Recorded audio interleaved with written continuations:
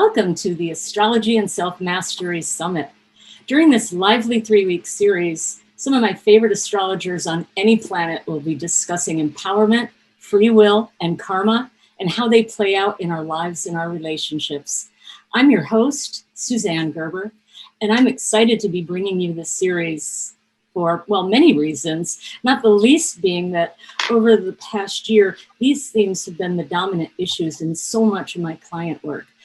There are many ways to think about these concepts, and the 21 brilliant speakers that you'll be hearing from have very different astrological and ideological approaches, and I predict you won't want to miss a single interview. Today, I'm very excited to be talking to one of the true rock stars of astrology, Henry Seltzer. Henry is a seasoned astrologer and astrological counselor, author, and sought-after speaker. He's also the creator of the popular astrology software Time Passages, for which he also wrote its acclaimed interpretations. It's the software I use on my desktop and phone, and it's not an exaggeration to say I use it on a daily basis. Henry's been on his astrological journey since 1975, when he first developed an interest in Jungian psychological symbolism. He was immediately struck by how accurately planetary patterns reflect individual psychological reality, and today he regards astrology an important window from the material world into the spiritual. Henry's own research has led him to the outer edges of our solar system and some of the newest planets, or newly known planets, beyond Pluto, namely Eris, Haumea, and Makemake. His book, The 10th Planet, Revelations from the Astrological Eris, is considered the authoritative source on Eris and is a top resource for people eager to learn more. Today, Henry's going to be talking about the outer planets as a tool for finding what's inside of you. So you want to make sure that you have Eris represented in your chart. If you don't, you can get a free copy of your chart with Eris displayed from Henry's website, astrograph.com/cloud, and the link is also right here on this page.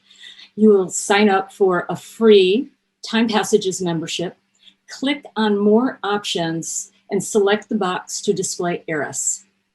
Henry's also offering our audience a free Eris report, which he'll tell you about at the end of our conversation, and you're definitely going to want to download this. It's always great to talk to Henry, who's a wealth of information about all things astrology, and I'm very excited to be talking to him today about Eris. Welcome to the summit, Henry. Thank you. Nice introduction. Appreciate it. It's great to have you here, really. So before we get into the nitty-gritty of it, would you tell us a little bit more about your origins of your fascination with Eris and some of those other planets that I mentioned beyond Pluto? And why is that so important now? Well, it's the history of modern astrology that we find new planets, astronomers do, Uranus, Neptune, and Pluto in the preceding centuries. You know, the 1700s, the mid-1800s, and 1930s is when Pluto came along. And here we have 2006, they found another new planet. So naturally, it was of great interest to many astrologers. And there were also astrologers that tended to disregard that new planet Eris because at the time, they made a political distinction between planets in major part of the solar system and planets way out in the Kuiper belt, such as Pluto. And that was the famous downgrading of Pluto to what they called a dwarf planet.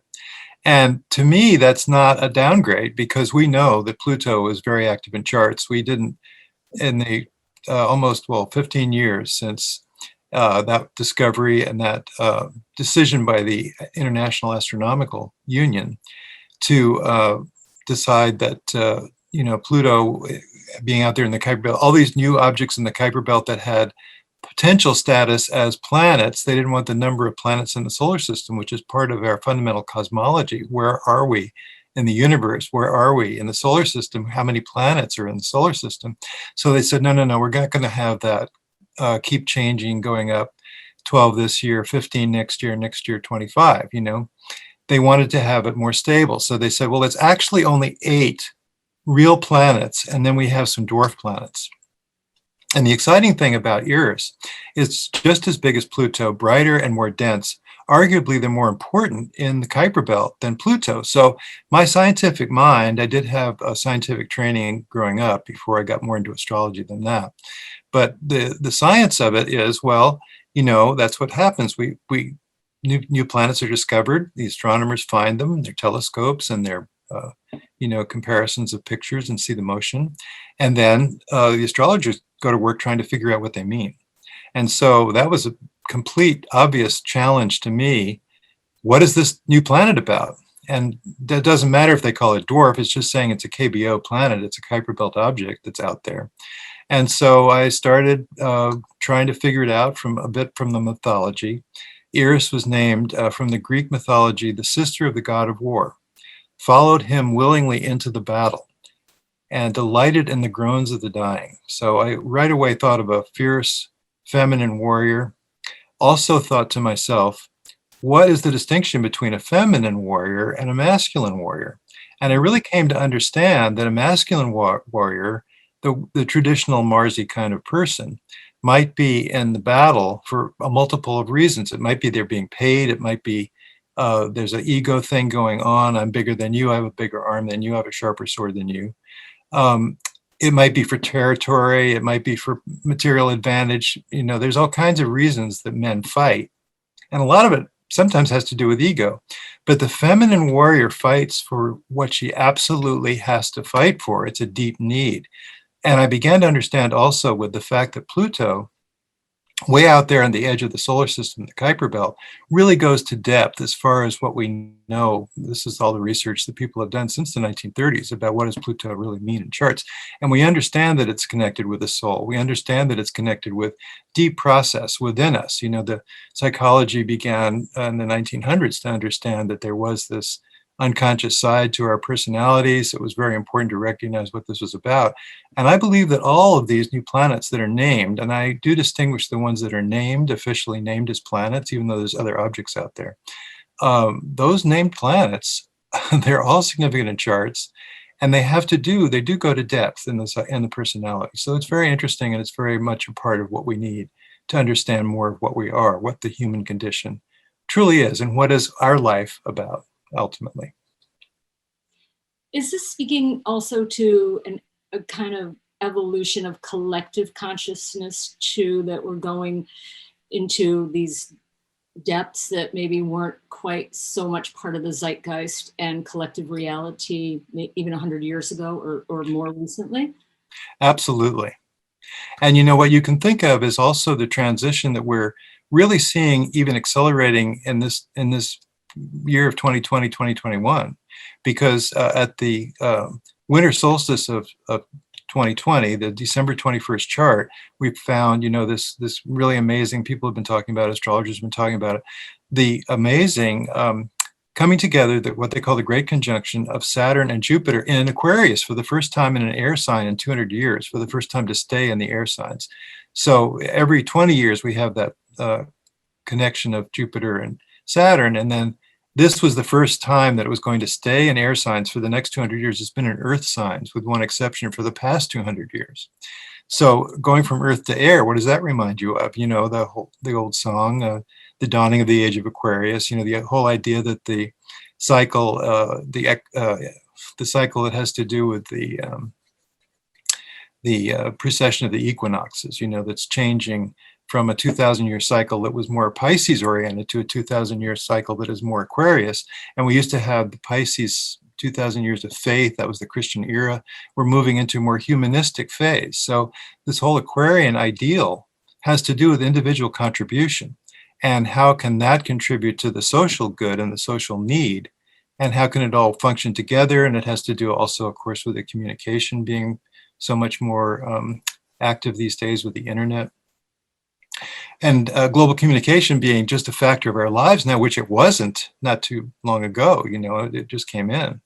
So how does that relate back to Eris? Well, Eris, the feminine warrior, but I figured out an additional wrinkle to it. It really is going to soul depth. So it's a feminine warrior in support of soul intention.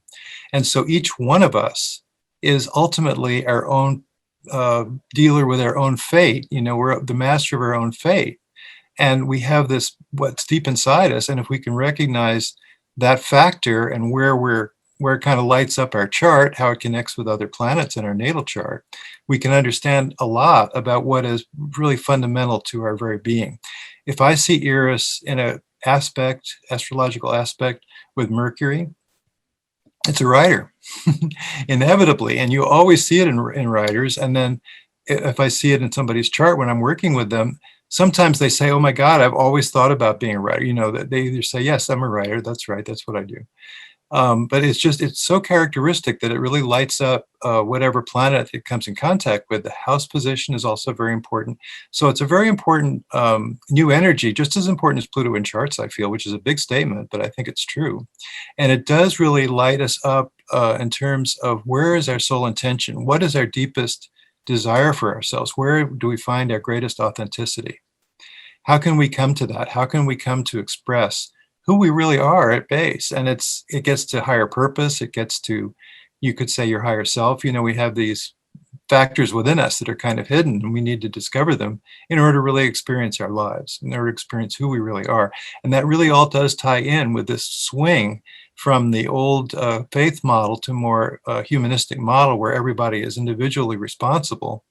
And this pandemic is so much about that. And of course, I should preface my comments about the pandemic by saying that Eris has been very fundamentally involved in the configurations of 2020, being square to Pluto the entire time that Pluto and Saturn were in close conjunction, which was kind of the signal that there was a big social shift happening, that a societal reset is taking place, and a lot more thought. People are having a lot more thought about what's going on, what's really at play here. You can see it in the Black Lives Matter movement and the idea that we can't have that kind of injustice. We can't have the social inequalities anymore. We have to speak up. And Eris is part of that in the sense that as the planet was part of the configurations, being at 23 degrees of Aries for the longest time, it takes forever to go through Aries, and which is the furthest point in its orbit. So it's not just a 12th of the entire 556-year cycle, Aries, but is rather the furthest point. So it takes 120 years to go through Aries. So that averages a quarter of a degree per year. So it doesn't move very much. And then it goes back and forth a couple of degrees by the retrogradation as the Earth swings around. So really, it's been around 23 degrees right from before the 2016 election. And it still is at times. It's sometimes 24, sometimes back, but moving toward 24. But it's still at 23, and that's been very close to the Saturn-Pluto conjunction of the 2020 year. And now that we're coming into 2021, it will still be part of that with Pluto. It will still be square with Pluto in the summer, especially of this coming year. So that tells me that the pandemic is still on process. We haven't really, as everybody knows, we haven't really escaped the pandemic. So how does the idea of individual responsibility and taking your own self very seriously and figuring out what it is you need to do, that fits in so clearly to me with what we've had to deal with in the pandemic, because everybody is individually responsible. How are we going to get out of this? Only by each individual actually doing their part, doing the social distancing and wearing the mask and the things that you have to do to keep the infection from spreading. So, I mean, it's just very fundamental to the whole state of things right now. I think it's interesting that you bring it up as part of that configuration as maybe an intensification or bringing up a different aspect to it, because it's something that all the astrologers, all of us have talked about, the Pluto-Saturn, and earlier last year, the Jupiter being part of it also. Yes. And people have found a lot of significance just in that configuration and the rareness of it, and have looked at all those factors and more that you just mentioned. What I'm wondering, Henry, just from your point of view, what has the Eris square uniquely added to it that we didn't just get from Saturn Pluto themselves? Well, what I just said, really, that, we come to recognize not only that there are political forces at work and that we're kind of at the mercy, but we also recognize that we have this agency, that if we can tune in to what is deep inside ourselves, we can be a fundamental player for good or for evil, for good or for ill. And that whole idea of the maverick that has to change things, and something comes along and they see things in a different way. Einstein has a very strong Eris. All the paradigm shifters that I could find in my research have very strong Eris. All the feminist leaders of the past 200 years have strong Eris in their charts. I kept looking at feminists saying, surely sooner or later I'm going to find a chart that doesn't have strong Eris, but they all had strong Eris, because if you think about it, feminine warrior, for what their deepest purpose was to establish more equality in the vote and all that stuff. So it's very interesting research.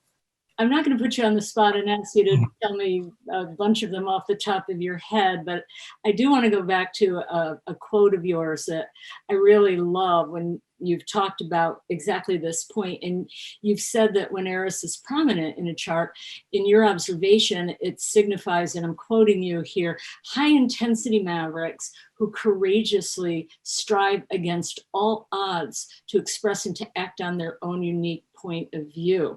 And so this is obviously what you're talking about. What I'm wondering is, to express your unique point of view and to be courageous, is disruption necessarily part of the equation?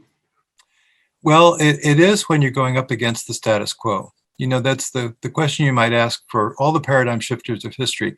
Copernicus, who had his great idea that the sun was the center and the planets revolved around the sun, and he saw that as a very spiritual concept.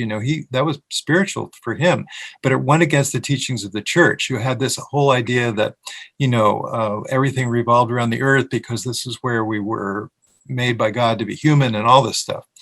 And so Copernicus released his epic work on the sun-centered system only on his deathbed. So, and then later on you have Galileo, also with strong Eris. You have Newton, also with strong Eris. And and then Einstein comes along, strong Eris. And these ideas that are different from the way people saw things in the past inevitably shake up the situation. Galileo was imprisoned by the church for promoting the sun-centered system. That was, he was a heretic for saying that. And then later on, of course, people began to accept it. Newton was a big one. Also, he proved out the mathematics of it. And, that came along just as Eris was actually, he had an Eris moon conjunction, very close conjunction. I think it's partile, the same degree. There was a lunar eclipse on that point in his chart at the time that he released his understanding of the motions of the heavenly bodies, for which he's, the theory of gravity, understanding of the law of gravity, for which he's best known. And Einstein too, when Einstein came along, it turns out, I was looking at the Eris connection with his sun degree, because they were pretty close together in the 10th house in his chart, which is the prominence of his eventual fame, that he was very famous as a scientist, of course. And when Eris came to his sun degree and then crossed it and went back, the final station was right at the same degree and minute of his sun, and that was in 1905. And I started thinking, well, I wonder what 1905 was in Einstein's biography. And when you look at his biography, 1905 is called his annus mirabilis, his miracle year, when he overturned the basis of modern physics with the first paper on relativity, with also 4 other papers, one photoelectric effect he won the Nobel Prize for, 5 different things, including his thesis. So that was like a big year for him, and they even call it his big year. And so it's really true that Eris lights up what it touches. Whether it does it by transit or whether it does it in a natal configuration is the easiest place to see it. Well, you've just raised 2 questions that I want to ask, and they're related and they're a little different. So let me just throw them both at you at once. Okay. Given that Eris is so slow moving, and most of us, Einstein, a Pisces, had it in Pisces, I guess you say. But most of us that are going to be listening to this have Eris in Aries, which can be confusing to people if they're not hearing it right. So we'll really exaggerate. I know they sound the same, or Eris and Aries. Right. And some people get it confused with Eros, which is a whole different conversation. But, right. But it's so slow moving, and for argument's sake, we all have it in Aries, and yet you keep talking about having a prominent Eris. And so what I'm wondering is, this is the twofold part. One is, what are some examples of a quote unquote prominent Eris? And I'm sure there's many, but if you can give us a few examples so that people who are looking at their chart generated from your website, what can they be looking for to get some clues? And that is, what makes it prominent? What can people look at? And like that really cool example you gave of Eris with Mercury, often always signifying a writer or writing talent. What are a few things that you've noticed that people might go looking for in their own charts? Sure. Well, that is a good clue. Like you're saying, what makes it prominent is the connections that it makes. Gloria Steinem is an example of a feminist, obviously, who had a conjunct her sun. So, by the way, does Alan Oken. He's a famous astrologer, Alan Oken. And he saw my manuscript before it was published, and he right away tuned into it and said, "Oh my God, this is great work. I understand this archetype now." And he wrote me a little blurb for the back of the book, saying this is a good thing. He's coming up with interesting information here, and you can see the mind of an astrologer at work or something. And then he said, "Alan Oken, and by the way, I have Eris on my sun, conjunct my sun." So you can see a combination of things, many planets, connect everything. So when people are looking, because it's so slow moving, how tight of an orb do you like to see to talk about whatever aspects or transits that you're talking about? It's probably tighter than we're used to working with these other planets, I'm guessing. Well, no, I don't think necessarily so. I mean, the example. Well, let me continue. Yeah, I hear your question. That I like to find the very tight orbs. When you find a prominent person, many times you find very tight orbs, because that's just kind of like they're really acting upon those archetypal energies, and they show up in that way many times. So I do like to find the tight orbs in a lot of my examples, and some of them, the partile same degree connection between Eris and another planet is something I'm happy to find, but it doesn't have to be. And in fact, I can think of one example where it really shows up in the chart, but it's a fairly wide square to the sun. It's like 6 degrees off. So, I mean, I think it's there. I think it's just like any planet, it has the same. You might think that because it's so slow moving, it might not have the same orb. That's an arguable comment, I guess, that you would want tighter orbs. Now, certainly for the minor aspects, I use quintiles, biquintiles, septiles. And for those, you definitely want a nice tight orb because of the minor aspect that's involved. I can give you an example that's a pretty good one, I think, of Isadora Duncan. Okay, now you talk about paradigm shifters, iconoclasts, and she definitely had that. And then also, besides that, she had the idea of nature, that nature was a whole part of what she brought. She said, "I want natural movement." At the time, in the very early 1900s, things were kind of more stiff and formal, and the clothing, especially even dancers, their clothing was very covered everything up, and it's very stiff. But she wore simple garments, which she said came from the idea of the Greeks. And she said her motions in the dance were like the sea. Mm. Well, at the time, I was very interested in looking at her chart, not only for Eris, but also for Haumea, because Haumea represents a connection to nature that's very deep and profound, and to natural law and to natural rhythms. And so I thought I'd find it, and I did find it. In her case, it was Haumea that I was talking about, the closeness of everything. Haumea was conjunct Pluto and participated in a grand cross in her chart with Uranus, Mars, and the moon. And of course, Uranus and the Mars, she's the founder of modern dance. You can see that's a new way of looking at things. Mars have to do with movement, with dance, and the moon being fundamental to, her whole attitude about things, to, portraying a feminine allure as part of what she did, as part of the dance. So seeing that very close grand cross and seeing it participated at the end where Pluto was, with a close conjunction of Pluto and Haumea, was kind of what I was looking for.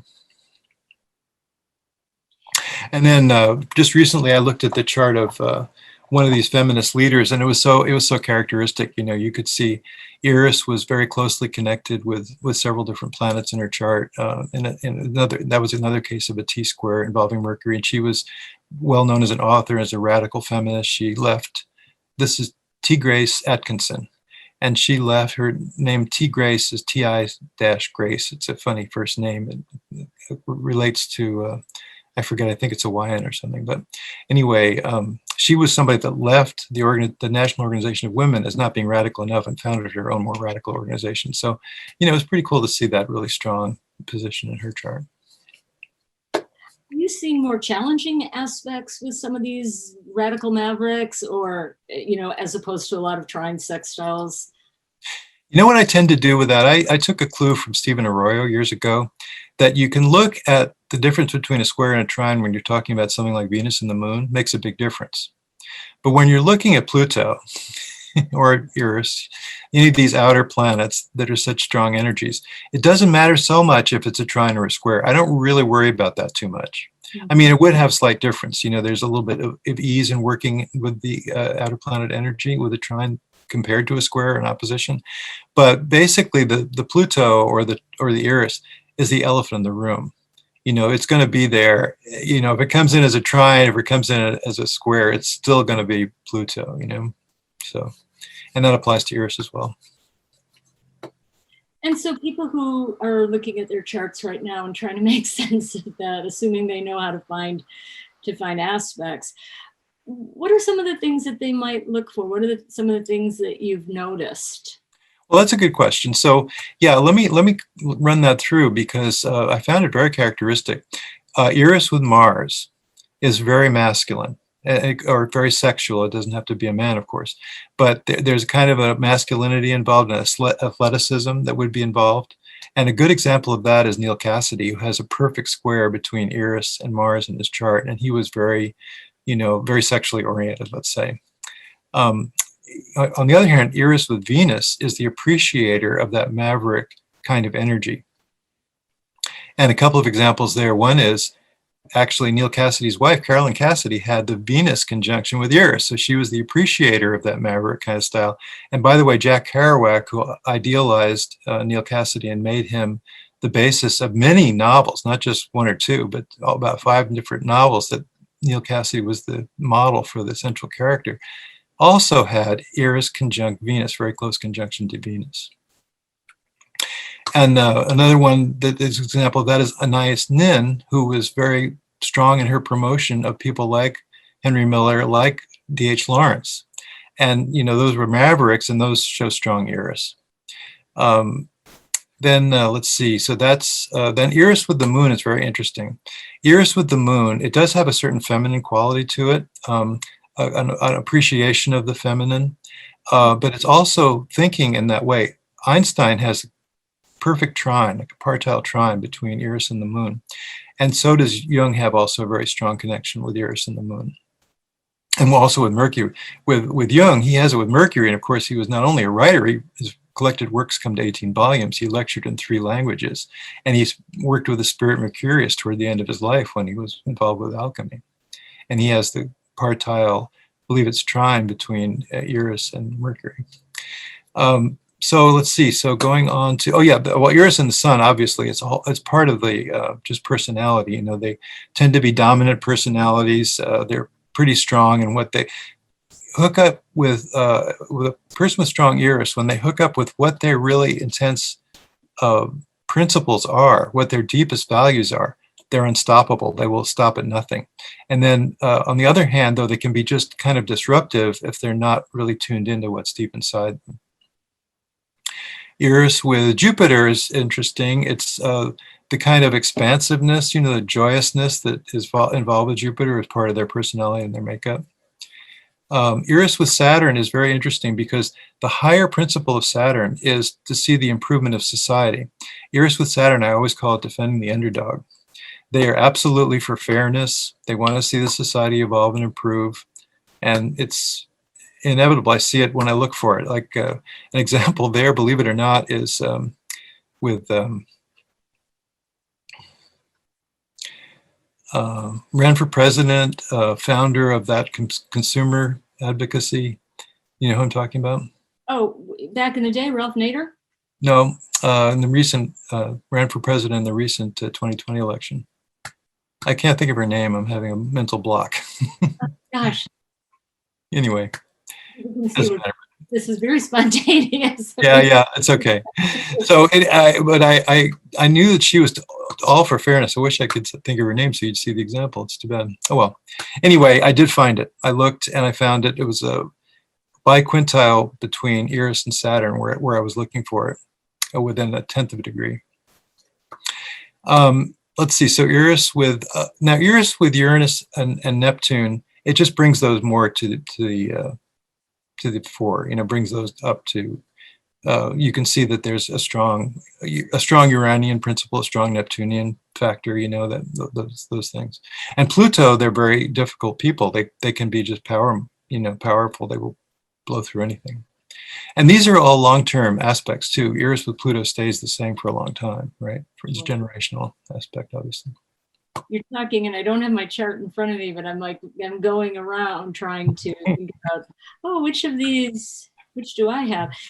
We've also talked in the past about Eris's just house placement, and obviously you can't get into every one of them, but give us some examples of how they just might think about their own Eris placement for, and what they can learn, not just aspects of their personality. They probably know what they're like or where they're intense about things, but what can that show them? What can that teach people?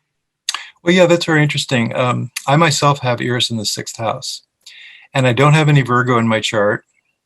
And I've always been kind of an editor type of person, you know, that I can find the error. You know, somebody will give me something that I'm working with them on, and I'll say, "Oh, you forgot this comma."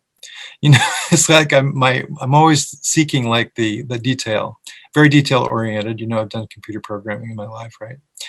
And so when I didn't have any particular reason to think of me as being a 6th house person, nothing else in the 6th house, or being a Virgo type of person, finding it in the 6th house made so much sense to me, you know, because it did. What happens is with Eris, it really that becomes an important house. Once you understand that Eris is in that house, you recognize that that's an important house in your chart. So whatever the factors of that house are become highlighted for you. You know, it would be more inner if it's in the 4th house. It'd be more magnified in the 10th house. Einstein is an example of that. With Eris not too far from the sun in the 10th house, he became the most recognizable scientist in the world. So you can see that. In fact, there's some really good interpretations. This gets back to the Eris report that we're giving away to people. So the interpretations that I wrote up for Eris in a particular house, I've gotten so much great feedback on that. People find them really descriptive of who they are. We'll save that thought because we're going to come back to that in just a few minutes. So how about this? My Eris is in the 11th house. Okay. And I have Aquarius on my midheaven with Chiron there. And okay. Chiron and my Eris are in sextile. Well, so there's a social connection, right? You're not in it for the individual game. You're in it because you want to see the society improve. I mean, and that's also the networking. Here you are doing a networking seminar for hundreds of people to get them more interested in astrology. Why? Not because you're just like, oh, this is my thing and I'm trying to get some money, I'm going to be an influencer. It's more that you want to see things improve. You want to see people understand more about astrology as a way of understanding more about themselves and about the society that we're living in, about what's happening right now. So that's a good use of it. And so they're the 11th house. I would venture that you're probably politically astute. You're probably aware of what's up and what's going on with things. You can keep track of that. That's good. I'll write a blurb for your next book jacket. You know, sometimes when we find new planets, they will assign a rulership of a sign or co-rulership of a sign. Is there any kind of movement to do that with Eris? The only, I wouldn't call it a movement, but some people have suggested Libra. And the fact that, you know, we have, for example, Mars rules 2 signs traditionally. It rules Scorpio and it rules Aries. And then Pluto came along. We said, Pluto rules Scorpio. Great. So there's a kind of a tendency to think, well, now that we have Eris, the cousin of Pluto, out in the Kuiper Belt, we've got to find a rulership. And we know that Venus rules both Taurus and Libra, so you have an extra sign there. So maybe we'll have Eris ruling Libra. Libra represents the seventh house, which is, but to me, Eris is much more individual than cooperative. It doesn't tend to be working with others so much as working from one's own inner capabilities. So I really don't like that characterization. So myself, I don't feel like even Pluto with Scorpio is necessary. I mean, there's an affinity between Pluto, the archetype of Pluto, and the archetype of Scorpio, absolutely. But I think of the traditional ruler of Scorpio being Mars. I like to use that way, the traditional ruler. And similar with Venus, of course, you do have the two signs, and with Mercury, you do have the two signs that it rules. So I just leave it alone. I don't feel like there is necessarily a sign that it's associated with. And it just doesn't really add anything, right? Because she's just such an intensifier and such a maverick. Yep. True. Yeah, we have a little bit of time. Can you just touch on, we've mentioned a couple of those other, KBO, Kuiper Belt objects, some of those other planets that you're doing work on. We don't have time to go too deeply, but you've mentioned them, and, you talked about Haumea as the nature planet, Makemake. What does that even mean, that they're nature planets? How can we work with them if we find them in our charts?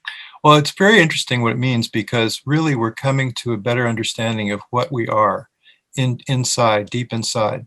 When I wrote the book, the Eris book, I did put something in there that another astrologer complimented me on and said, that's a really good notion, that as we say, as above, so below, but we can also say as furthest out, so deepest within. And these planets, obviously Eris has to do with soul depth. That's a given. I'm really sure about that. And these other two planets, named after indigenous gods and goddesses, if we take the officially named planets, are the only two that are named after indigenous gods and goddesses. So it's quite interesting, isn't it? So I started thinking about connection to nature, and and of course in the mythology, Haumea was very connected to nature in the Hawaiian Islands. It's part of, she was the creation goddess of the Hawaiian Islands. Makemake was similarly the creation god of the Rapa Nui people, another Polynesian culture. And those cultures have to do with profound connection to nature, as all indigenous cultures do. And I found Haumea, for example, to be prominent in the chart of Joseph Campbell, who was very involved with nature settings and with Indians and totem poles and things as a child growing up, and then became an expert in the mythologies of the world. And he said mythology, the purpose was to connect us to nature. So I think it's very interesting. I find it in many, many charts. Like you're saying, there's no time to go into all that. But with Makemake, I found there's a more activist trend. And this was something I was exploring long before Greta Thunberg came on the scene. But when Greta Thunberg showed up, I immediately said strong Eris. I knew 100% there's going to be strong Eris in this chart. I mean, you can see it's just acting out that whole thing. Talk about a feminine warrior. Here she is, 15 years old, addressing the UN, talking to the leaders of the world and telling them they're screwing up, and talking about the environmental issue as being the issue of her generation, not to be left with holding the bag with a planet that's falling apart. So when I found that not only was she had a strong Eris in her chart, which is a yod from Makemake and Mars to Eris, plus it's square the sun and perhaps square the moon, might be closely square the moon if she's born early. I think she's born early in the morning, just my guess, because it is very closely square the moon at the early morning hour. So it's strong in her chart, also in a grand trine with Pluto and Jupiter. Eris is very strong in her chart. But not only that, though, the inconjunct to Makemake is part of that yod, partile. So Makemake is at 19 degrees of Virgo, and her Eris 19 degrees of Aries, and then Mars and Scorpio completes the yod formation with two inconjuncts to her natal Eris. So it's a very strong configuration, speaking to not only that spiritual feminine warrior, but also the environmental activism, which I see over and over again with Makemake. So it's quite interesting to see that those are, and when we think of nature and we think of these new planets coming along, Makemake and Haumea, it really does refer to what's inside us, that deep within us is a fundamental connection to nature that's so important and so powerful. And the processes of nature are our processes as we We see a flower, grow from the seed, flower, and die. And so we have our life, just so. And, I think it's really important to recognize how fundamental that connection is and how we can't neglect any part of our existence on this planet, all the other creatures of the planet, as well as the environmental considerations. It's all part of how we have our life. We don't have it any other way. And of course, now is the decade when environmental concerns have come to the fore as perhaps the biggest thing that we have to deal with as a society. Do you think that's part of the significance of the timing of the discovery of the nature planets, that climate change and climate activism is, as you just said, one of the, if not the most important issues of our time? Are they there to awaken our own recognition of our role in this, sort of like what you were saying before with Eris activating the Pluto-Saturn, and just the individual role and the importance of it? Absolutely. I feel like the rise of the feminine in our culture at this time is very, very significant. You see so many feminine leaders coming along, and you saw the March on Washington the weekend after Trump's inauguration and so on. There's a book that I saw in a bookstore called Strong is the New Pretty. I just think it's really interesting to see the feminine coming alive with our zeitgeist, with understanding that inequality with the male and feminine is not right any longer, And then, of course, the environmental issues. I mean, I do think that planets come when the time is right, when they're needed. That's the history of these modern discoveries, Uranus, Neptune, and Pluto. And so we have it still with these 21st century planets that we've just discovered and named. Yes, and named. So this is great, and this is a perfect time because I know people are going to be wanting to know more about their own Eris, because these are just such important issues that you've brought up and things that we don't always think about. So you're offering as your free gift a free Eris report, which you normally charge for. Tell us more about that. Well, it does just explore the connections between Eris and the other planets in your natal chart, and also the house position. Like I say, I've written these house positions up in a very creative way, I suppose. I mean, I just was trying to blend the idea of the spiritual connection deep inside to the warrior energy and deep purpose, soul intention, with the idea of that house, the meaning of that house. And people love those interpretations. So that's all in the Eris report, and it's worth checking out. Yeah, and that link is right here on your speaker page, so people can go right to that. Now, it's not just a link, because what you get there, just to let people know, is you have to log in. So we have a natal chart on the site, but it doesn't include Eris as a standard feature because it's not normal. It's kind of beyond what people normally expect to see in a chart. But you can get it on our membership page. It's a free membership. You just have to log in, and then when you bring up your chart, it might not have Eris. It won't have Eris unless you go in and you do a modification to it, and you say, I'd like to put new chart points in, and then you say Eris. And there's something else that we want to share with our audience, that you're going to be participating in a pocket course that's being offered by the International Academy of Astrology, the IAA. And that link is on this speaker page too. Tell us a little bit about what people might gain from that. Well, when I was at the SOTA conference, which I was at the very last one in October of a couple of years ago, would have been 2018, I guess. At that point, I re-met Ina Stanley, who runs the what used to be called the College of Astrology, now it's called the International Academy of Astrology. And she was very impressed with the new planet research that I've been doing. And I showed her some things and she was amazed. And she said, we've got to have you teach a course. So I'm doing this pocket course. It'll be a 2-day workshop, 4 hours each day on Saturday and Sunday, April 10th and 11th. So that'll be something to look forward to. I'm really excited about that. Present examples and show people how I came to these conclusions and what they mean, these new planets. For people who really can't get enough of this Eris. Yeah. That sounds great. And that link is right here on the page. So, I could just listen to you talk about this all day.